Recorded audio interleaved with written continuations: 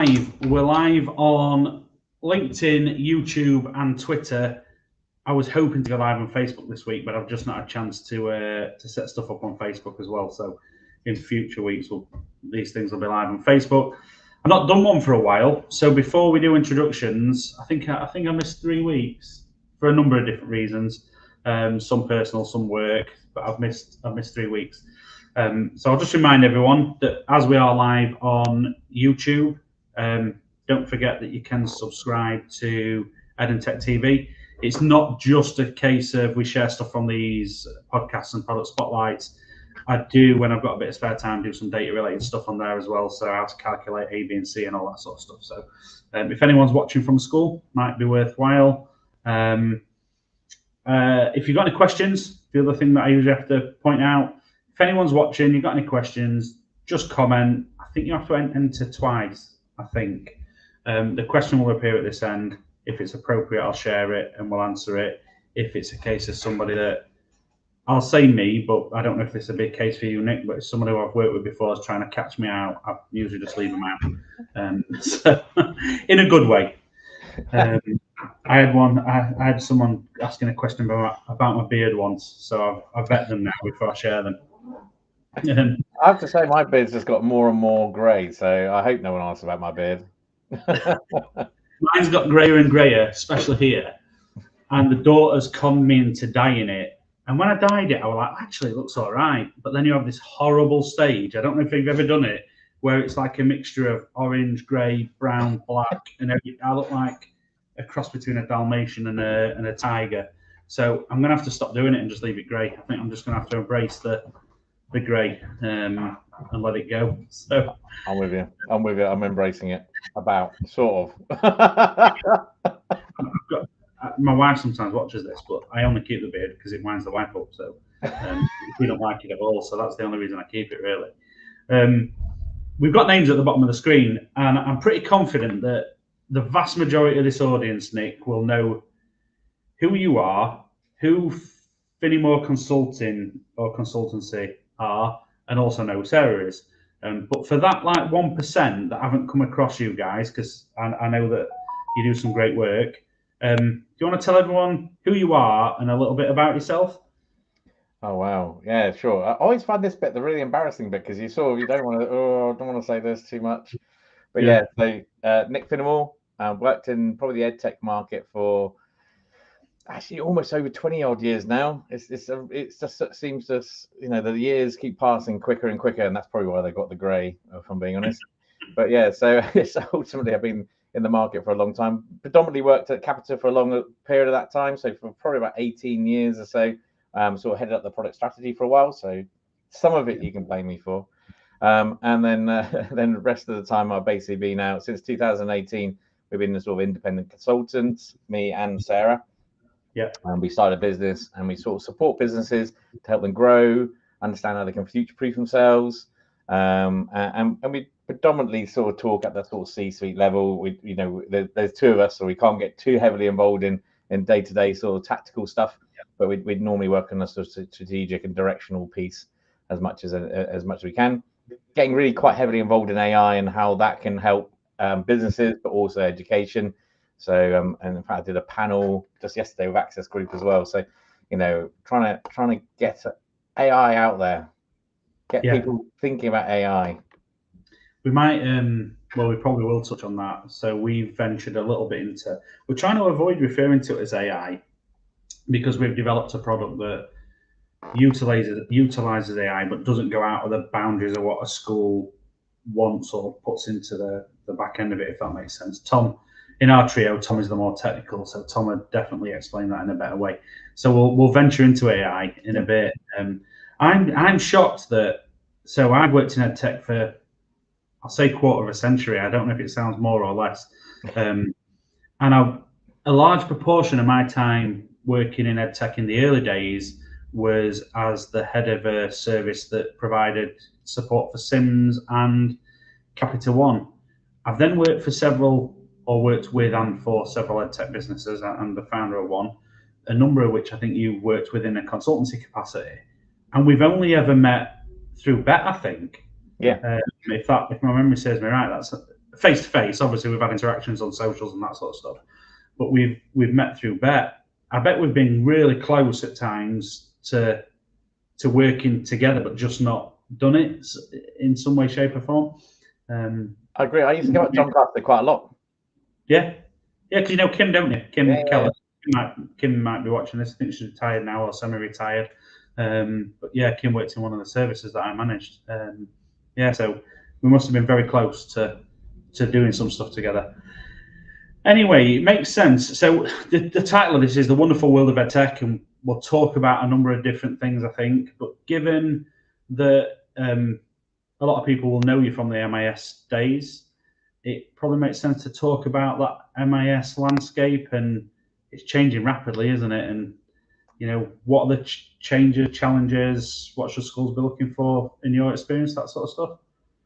Yeah, I think it's Chris, totally agree. It's changing. It's been changing for a very, lots. It seems to not stop changing and at a rapid pace. Yeah. I think if you spoke to any of the suppliers, they'll all go, it never stops. There seems to be something new keeps on coming into the market, and it could be even within themselves. You know, there's a lot of disruption happening within the suppliers as well, I think, which is quite interesting. It is, and I think it's a bit of disruption that was probably needed. I think sometimes disruption is a good thing.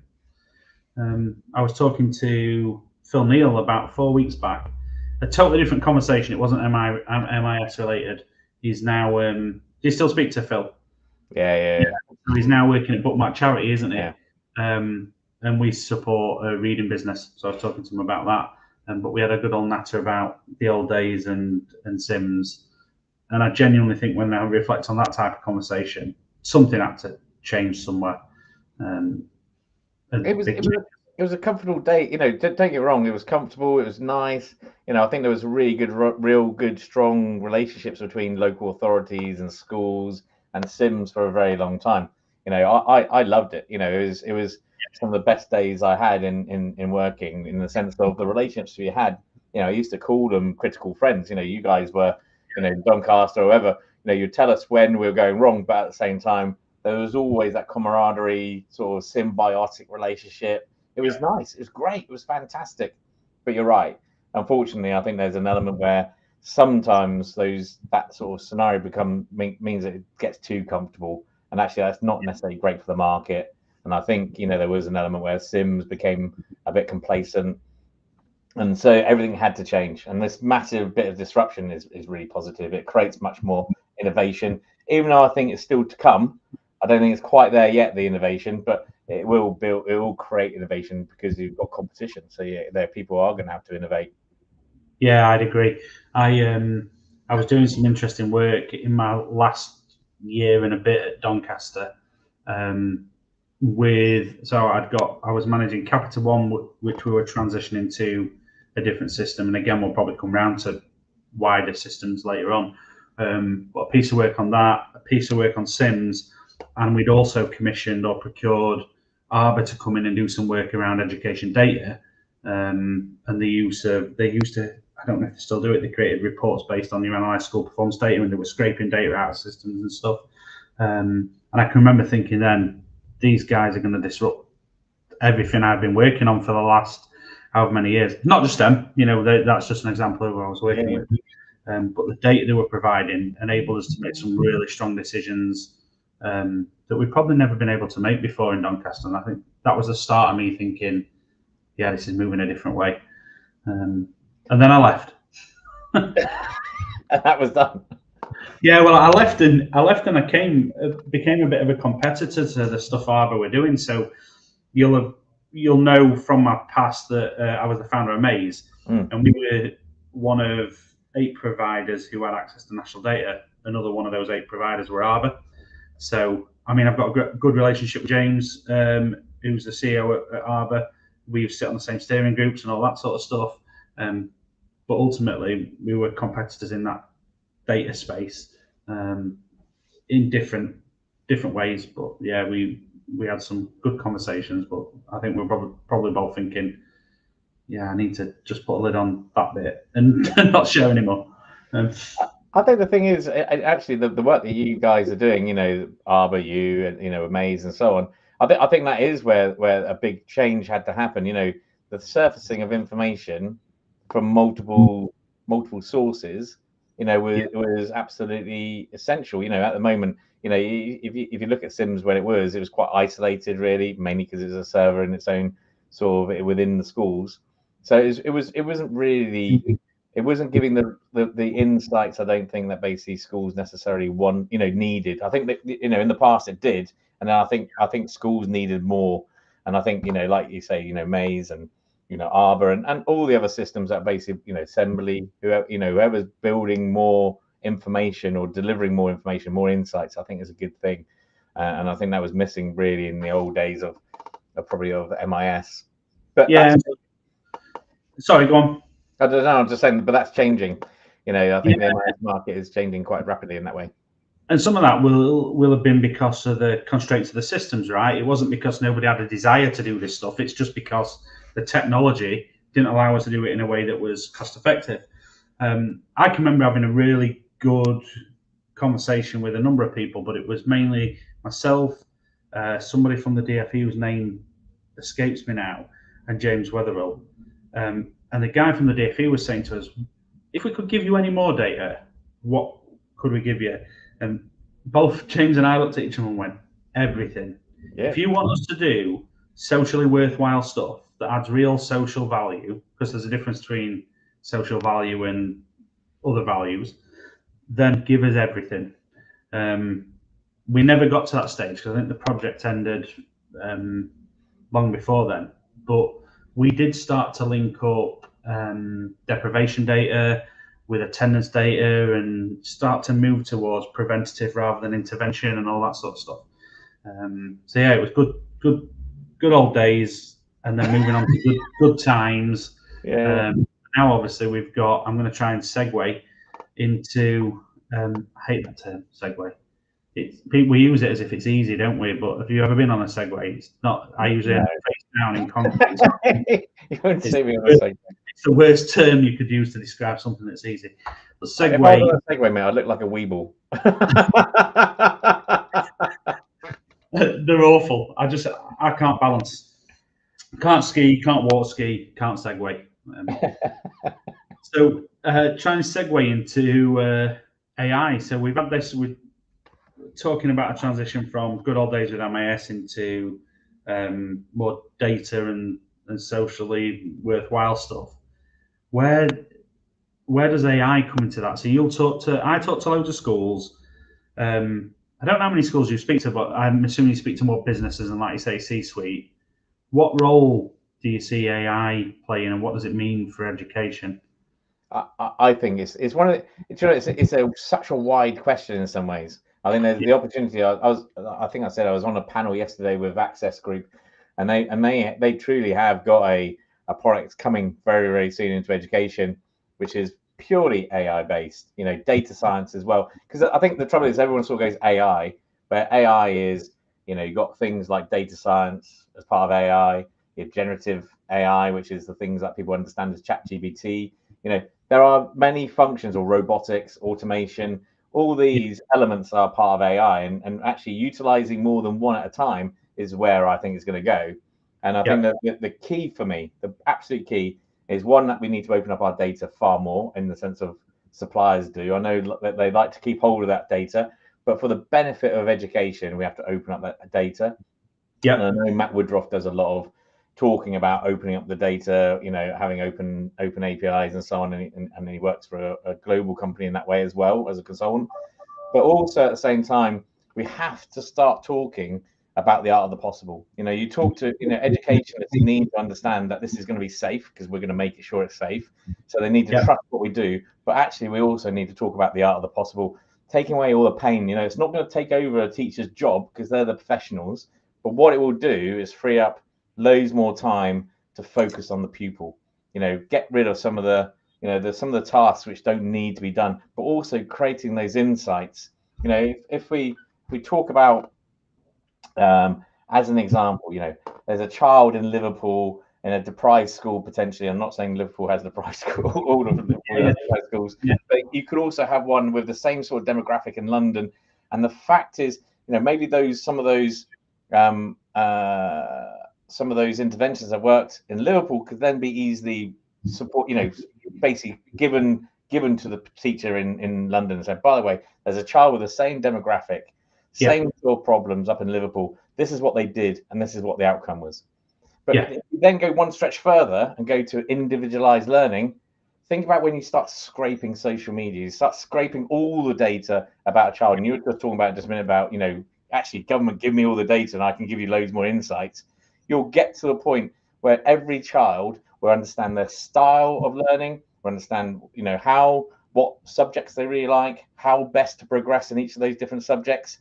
And it will be have their own personalized learning plan.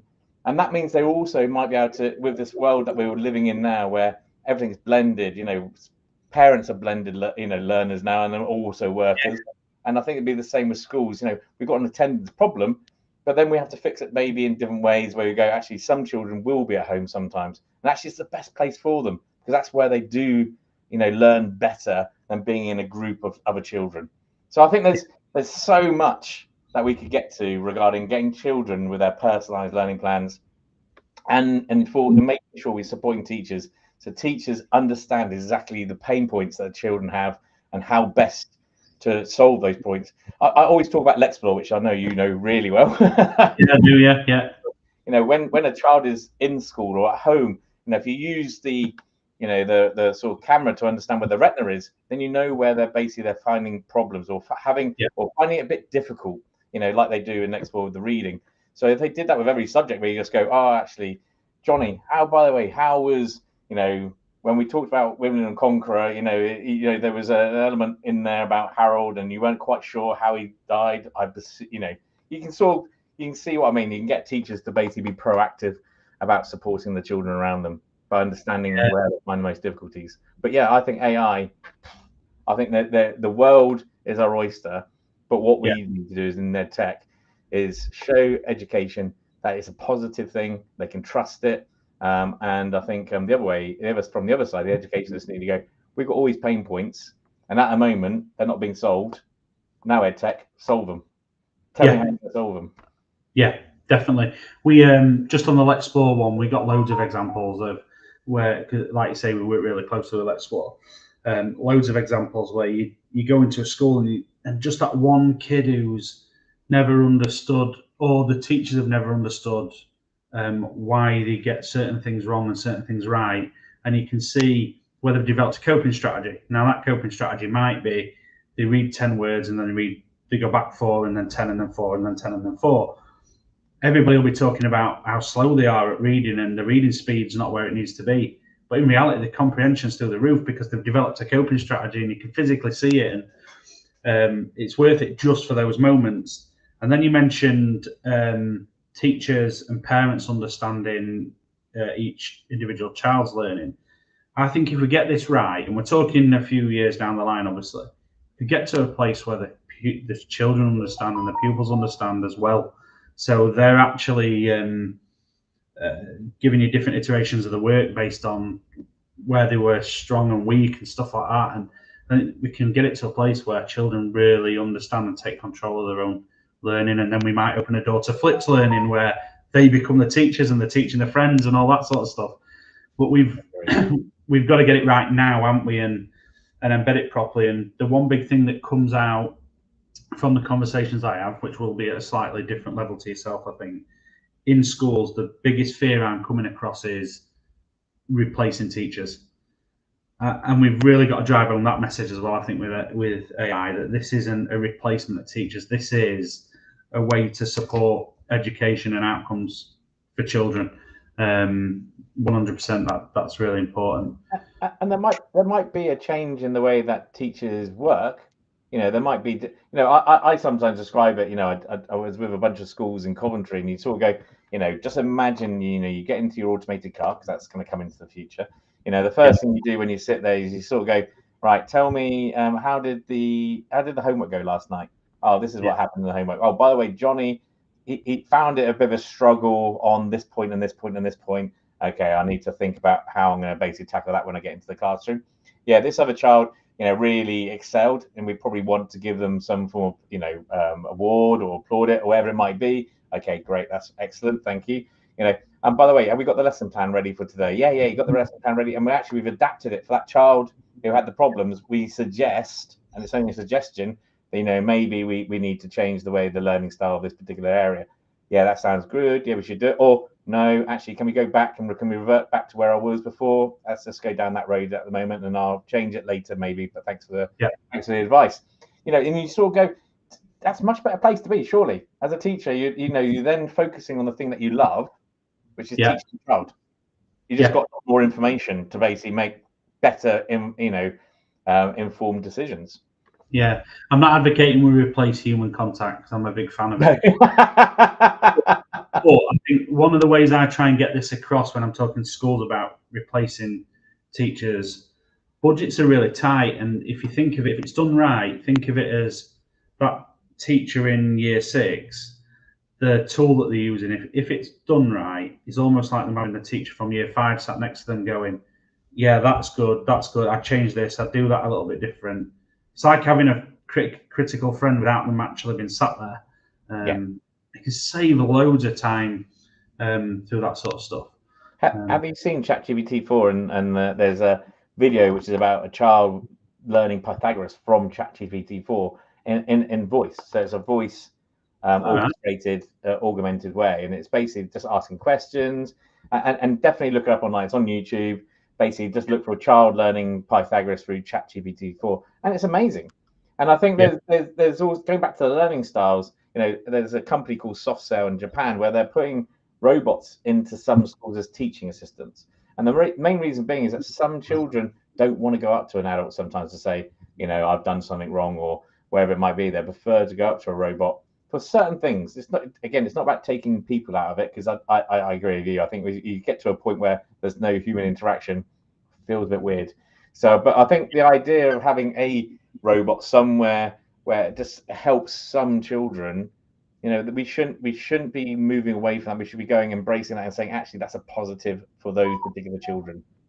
Yeah, everyone learns in a different way as well, don't they? I think it's what you're saying. And to summarize it, I'm going to look up the video and I will put a link in the comments when I find it. What about businesses? Well, EdTech businesses and businesses in general, then, and use of AI. Now, I'm asking that question or raising the topic because I see loads of stuff that I think is done really, really badly. I'll give you an example. I had an email earlier this week. So one of my co-founders, as you know, is Dave Surfleet. I think he won kindness earlier on. Earlier this week, I got an email and it said, Dave shared your blog with me, and this is the subject, and I loved the bit on. And I'm thinking, you must have shared it because I actually did write that. Then in the body of the email, it was saying a load of stuff, and I'm like, Dave, have you shared my blog with somebody called Alan, for example?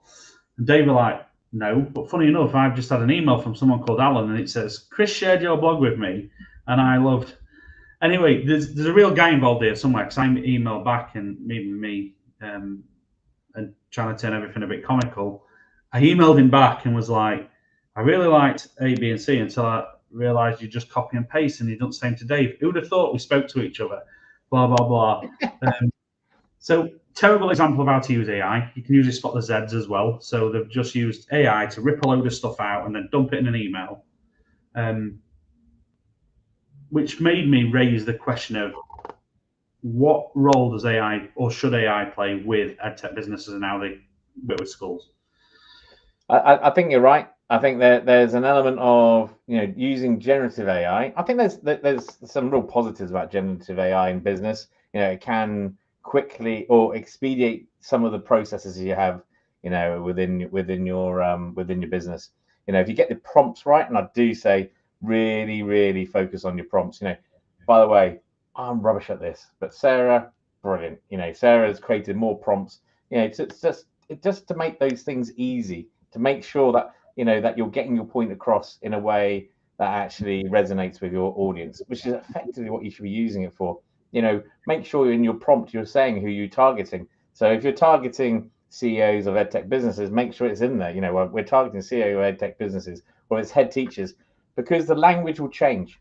So some of these things are really good at moving your business forward in the way that basically you're going to resonate, your language and the way that you talk to your target audience. And I think that's really important, really, really important. We talk about it before, before generative AI, we talked about it, but you had to then speak to head teachers to get the idea of what the language they needed.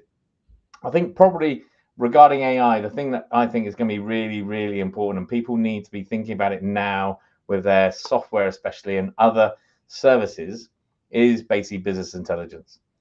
Business intelligence is going to give you your differentiator. It's the thing that basically will enable you to say, what do my customers like, what they don't like about what I do, why are they not using this particular process, or why aren't they using this particular service? And actually getting that intelligence allows you to be proactive and going to the customer and going, by the way, I've noticed it's fantastic. I hope you're enjoying our service, software, wherever it might be. Why is it that you're not using this at the moment? And then you can adapt that service or that piece of software.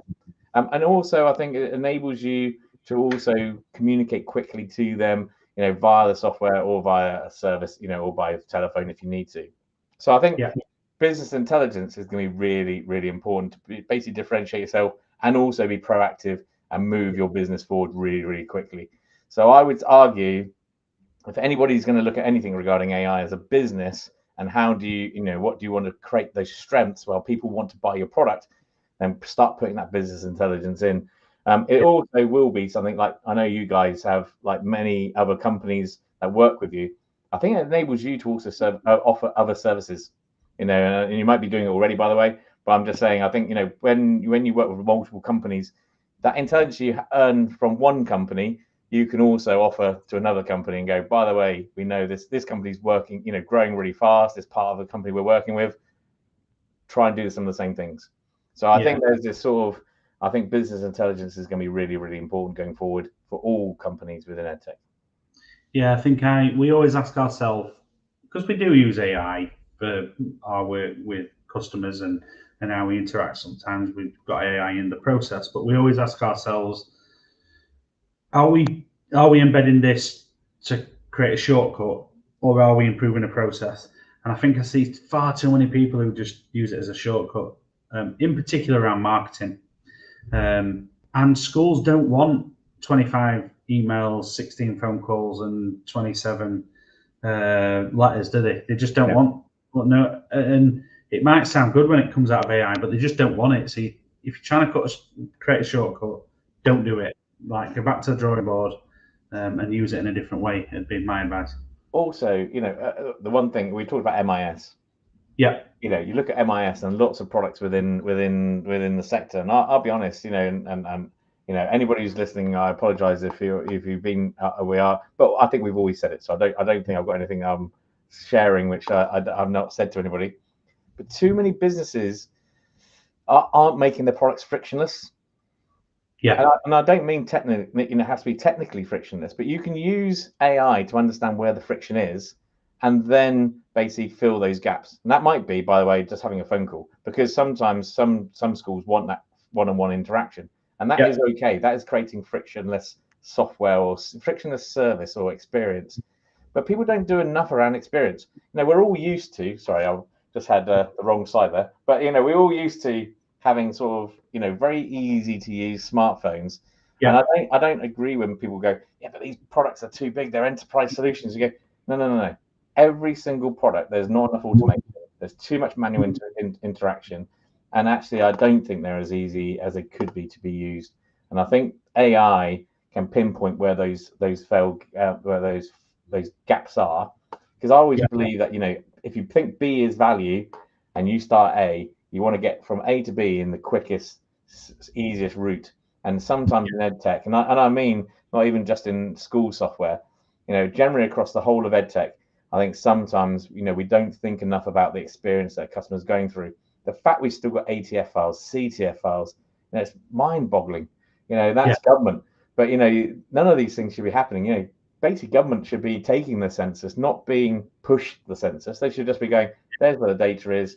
This is the stuff where I want to collect.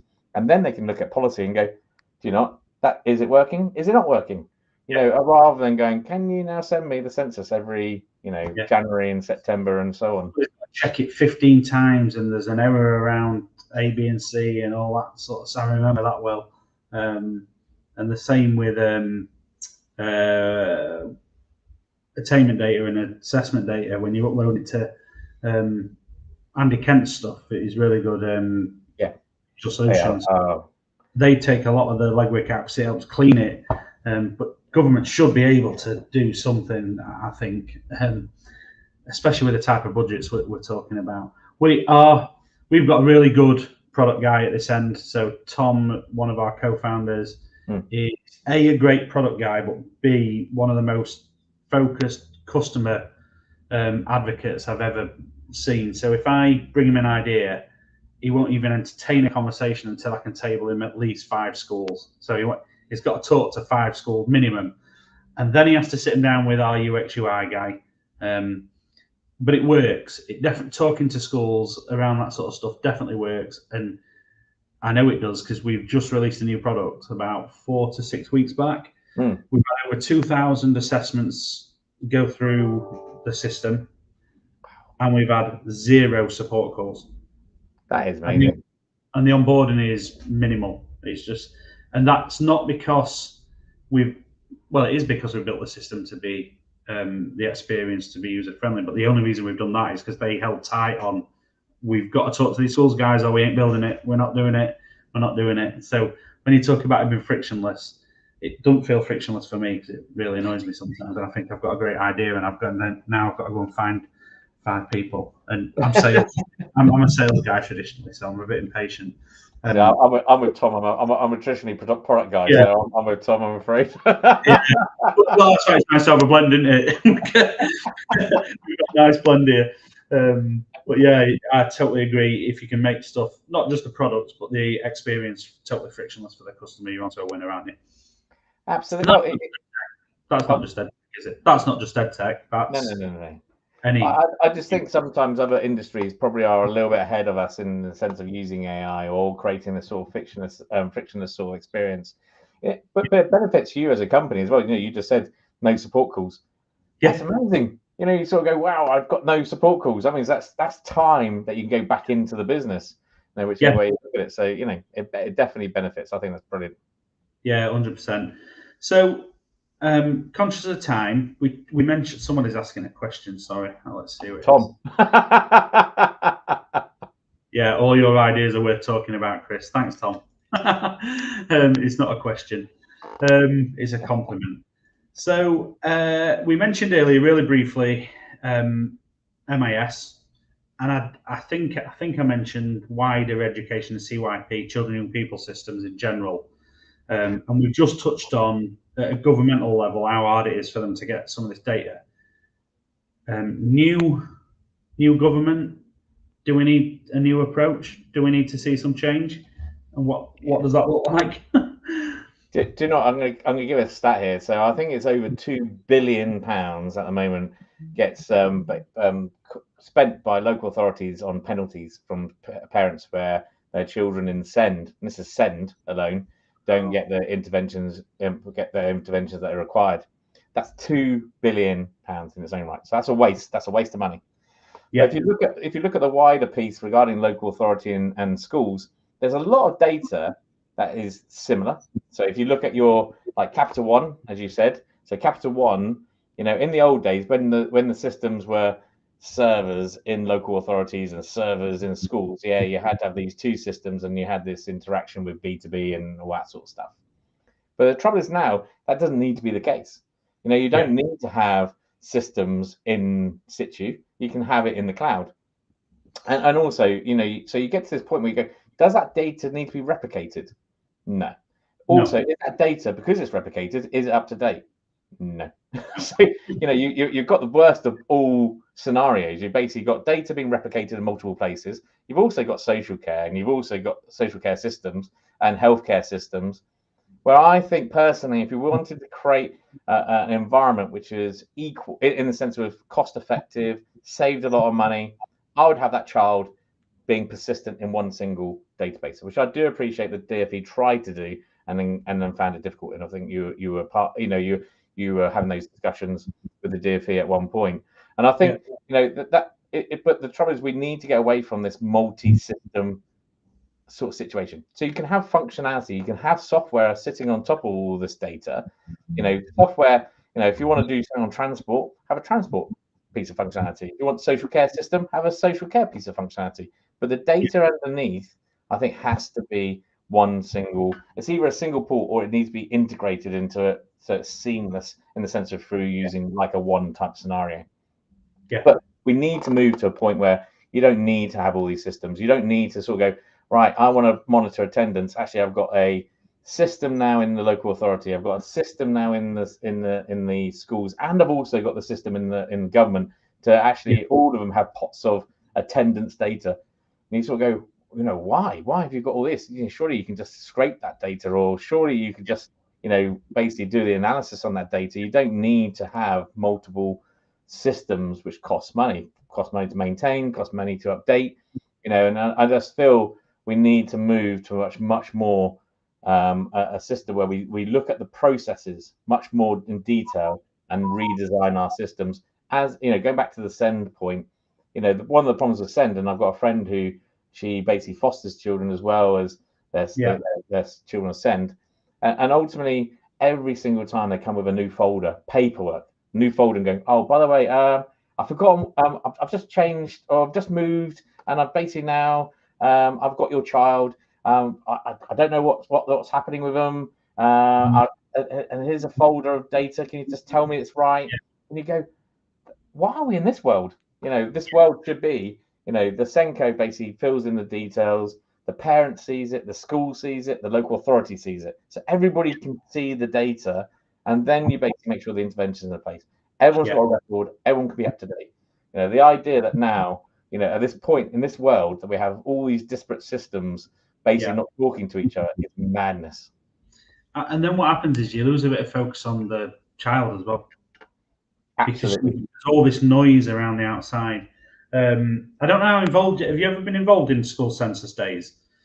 I was, yeah. Of course, because of Capita. So, one of my jobs years ago was, and I assume it's still the same, and I still talk to people who work in the same organisation, so I'm pretty certain it is the same.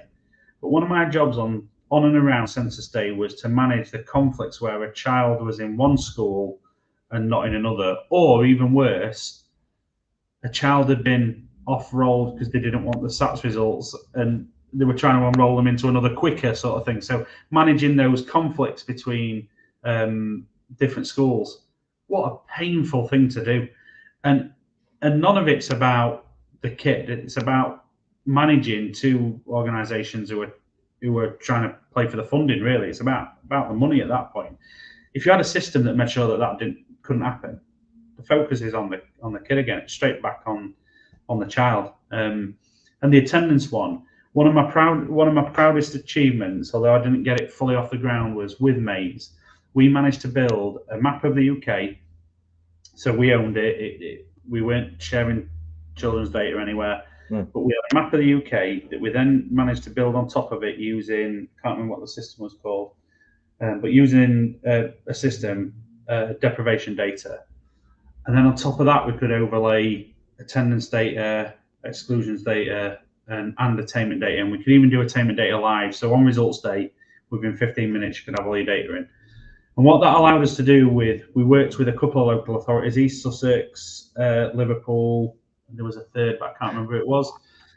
We could start to do some really strong work about prevention with attendance. So what was traditionally happening in local authorities, a child is marked as persistent absence, an education welfare officer goes out to see him. The next kid's persistent absence, education welfare officer goes out to see him. What we could do is say, in that housing estate, you've got a real issue with persistent absence. There's 12 kids across 6 families who are persistent absence. Send 2 people out and let's do some preventative work. Why not have a youth club workshop or whatever? I'd love to see something like that return where it's genuinely about prevention. And targeted, like you just said. So you know the money is going in the right place. You know for sure it is, because you know who they are. You know that basically targeting those interventions will have, well, and if they don't, you adapt it slightly, tweak them a little bit, but effectively they will have an effect and help those children in those deprived areas. I totally agree. My sister used to work in Salford as a teacher and assistant head and things, and it's a deprived area, but and there's so much that could have been done to support those children, because it's not about grades at that stage. If I'm being honest, it's all about, are you creating children feeling self-confident, self-esteem, lots of these things. And actually, we need to create the systems, because social care needs to work with education. Health has to work with education. Police have to work with education. And all these things. And if you bring these systems together, you get a much bigger picture, a better picture of each individual child. And then actually, going back to our previous conversation about AI and data and the power it can have, you've got that data all together anyway. So actually putting AI on top is just enough, just making it a little bit easier and adding that sort of that, the icing to the cake, or the cherry to the, do they say cherry to the cake? Icing to the cake. Both, preferably. I mean, I'm a big guy. I'd rather have one of my 5 a day and a bit of sugar at the same time. I'm with you. So basically what we're saying is, Tom, can you get on and create this new system? Not too small. It's not too small, is it? And I don't like talking politics on these things or anything that's mildly political, but I think the political system in this country does have a role to play. So the cyclical nature of politics in this country means that no one ever gets the 25 years that is required to prove this stuff actually works. Because to prove it works, you need to invest a load of cash up front, and you'll reap the rewards 25 years down the line. And society will be a lot better for it, in my opinion or view. But no one ever gets to 25 years. I'm with you. They almost need a cross-party agreement on. There's certain big things in there. NHS is probably one. You sort of go, that should be a 20. And I agree. I don't normally talk about politics, but I was actually having the same conversation yesterday. Somebody else is where I was sort of going, yeah, this is what it should be. But you know what? You want, like you said, 25 years on NHS, a policy on education for the next 25 years. Because actually, in 25 years' time, those children, there'll be lots of children who will benefit for when they need to get to work, when they're in they'll be ready to work. So we need to build these systems, and we can't have this sort of almost like, right, we drive forward for 3 years, stop, then drive forward for 3 years, stop. We don't have time anymore, because technology is actually running faster than what we know what we can do with it. So we need to basically have a vision, like you say, for the 25 years. So I'm completely bought into what you're saying. I think it is exactly where we need to get to. There's a danger we could talk about this all night, Nick. And I personally ain't got all night. I manage a ladies football team, as people might have seen on LinkedIn, and tonight's training.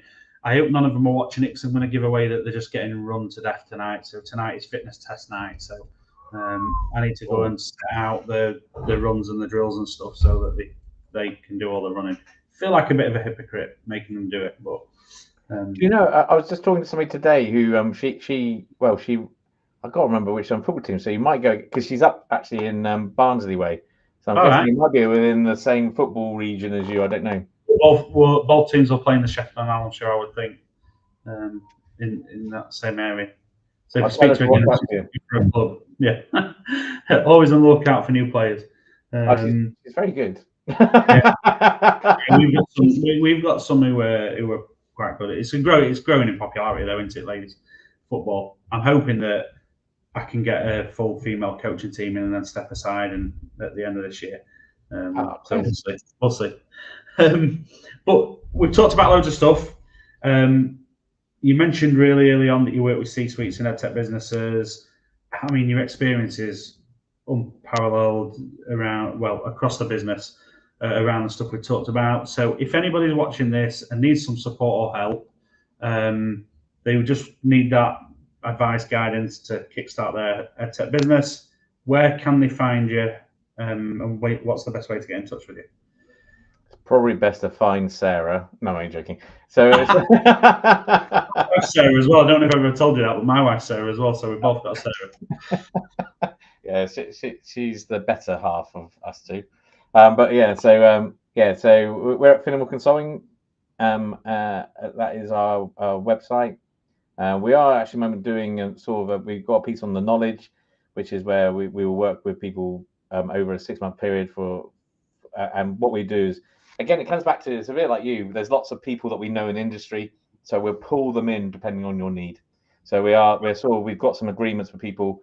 In fact, we've had a discussion, so finalize that. But we'll bring people, experts in from the different parts of the industry. Where if there's a speciality you need. So if you're a company that you're going, actually we need PR, then we will introduce you to PR, and we'll basically do those. And the same with sales, like you guys do a sales piece as well. So we bring people in as and when we think experts are needed for any particular business. So yeah, it's called The Knowledge, and it's just it's us sort of working with you, but also, like I say, bringing in other experts. So we don't try and pretend that we can do all things to all men, or women, but we basically try and bring everybody in, and because I think this industry works really well when we all partner together. I think so as well. Yeah, definitely. I don't think I'd work anywhere else now. It's like a genuine community, isn't it? So I'll put the links in the comments. So I'll put links to the Knowledge, Finnemore Consultancy. Everyone's got your profile. I'll tag Sarah in as well, so people have got twice the chance of getting hold of you if they need to. Or talk to somebody sensible. So all that's left for me to say is thanks to everyone that's listening. I can see there's a number of people that have been listening and watching. I need to find a way to get them to ask more questions, though. So I'm struggling to get people to engage and ask questions. I'll not name them if they don't want. So thanks everyone for listening. Don't forget to like, share, repost, subscribe, all that sort of stuff. Thanks, Nick. It's been enjoyable, and we'll touch base again soon. No, pleasure. Thank you very much.